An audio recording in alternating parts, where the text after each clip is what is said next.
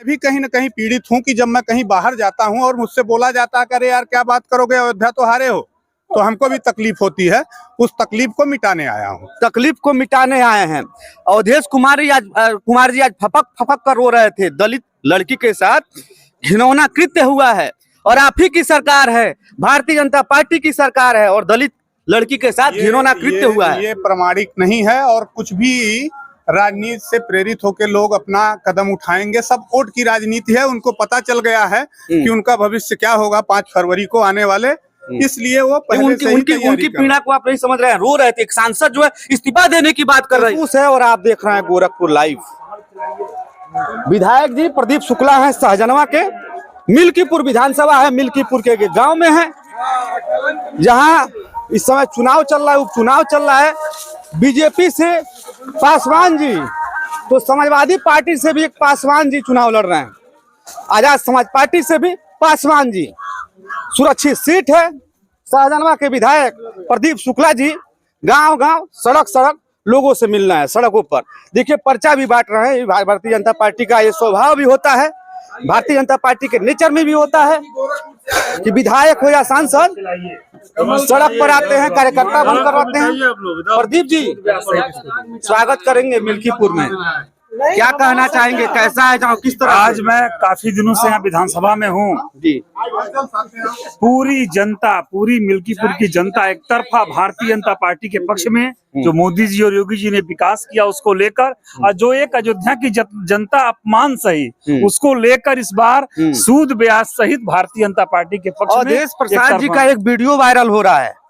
एक दलित बेटी अयोध्या, आपने कहा कि अयोध्या का विकास योगी जी के, वो तो अभी सभा में पूज्य महाराज जी रो भी रहे थे। पूज्य महाराज जी ने कहा कि शाम तक खुलासा कर देंगे, वो इसीलिए रो रहे हैं कि शाम को खुलासा होने किस तरह का खुलासा? सब उन्हीं के लोग उसमें इन्वॉल्व हैं, सब शाम तक खुल जाएगा। अच्छा, सब उन्हीं के लोग हैं, इसीलिए उनको शाम को रोना है, तो इस समय रो दिए। अच्छा, 2024 के लोकसभा के चुनाव में अयोध्या एक मुद्दा था। पूरे देश में एक मैसेज चला गया कि अयोध्या के लोग जो है भारतीय जनता पार्टी के साथ न होकर अयोध्या के राजा, क्योंकि अखिलेश यादव ने इस चीज को संबोधित किया अवधेश कुमार को लेकर, क्या कहना चाहेंगे? 24 में बड़ी चूक हुई। उनको यही नहीं मालूम है कि अयोध्या का राजा कौन है। अयोध्या के राजा प्रभु राम है।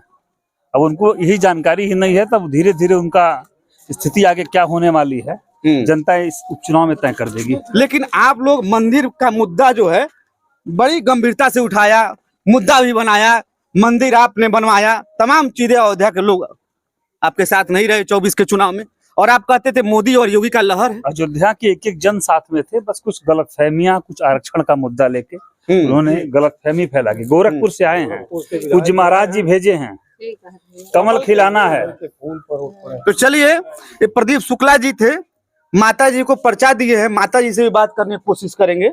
माता जी क्या हाल चाल है? ठीक है भैया सब। चुनाव उनाव है पता है? हाँ हाँ। के लड़त है? अरे आ जाएगा भैया। क्या स्थिति, मतलब भाजपा लड़तिया, सपा लड़तिया? अरे नौना हमें नहीं आओ तो भैया।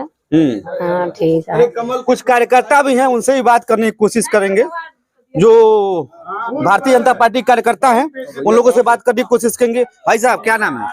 मनोज सिंह। मनोज सिंह कहाँ से आए हैं? मैं गोरखपुर से क्षेत्र। गोरखपुर से भी लोग आ गए हैं मिल्कीपुर में वोट मांगने। पिछली बार अयोध्या में जब लोकसभा का चुनाव था तभी लोग आए थे, और अयोध्या काफी चर्चा में है क्योंकि मिल्कीपुर में चुनाव है और अवधेश प्रसाद का बेटा अजीत कुमार चुनाव लड़ रहे हैं।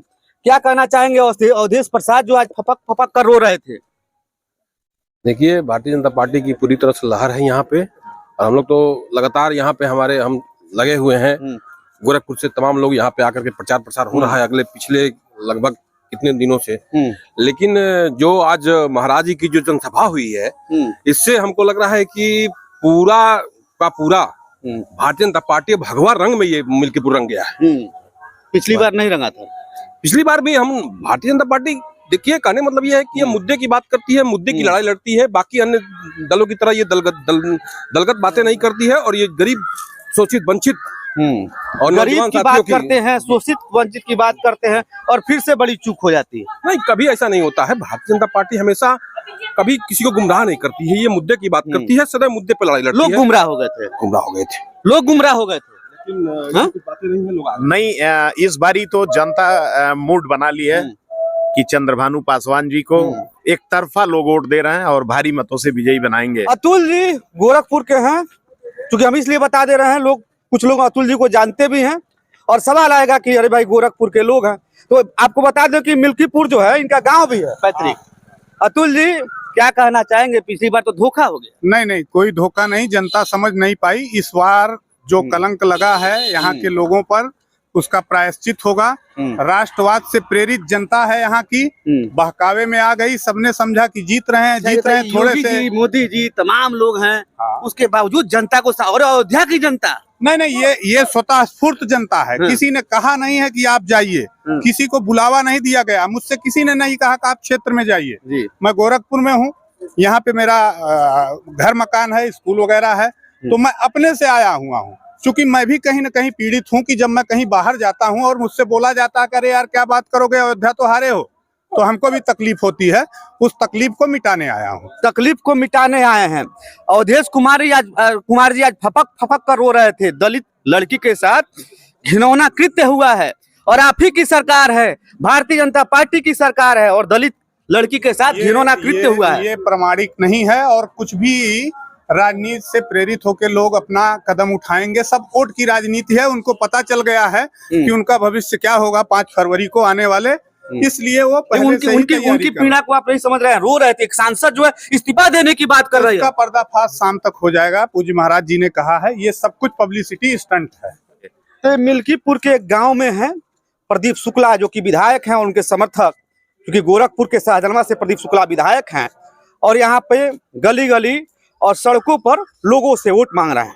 उन्होंने साफ कहा कि पिछली बार आरक्षण को लेकर समाजवादी पार्टी और कांग्रेस ने गुमराह कर दिया है, लेकिन मिल्कीपुर के लोग इस बात को समझते हैं और इस बार यहाँ कमल खिलेगा।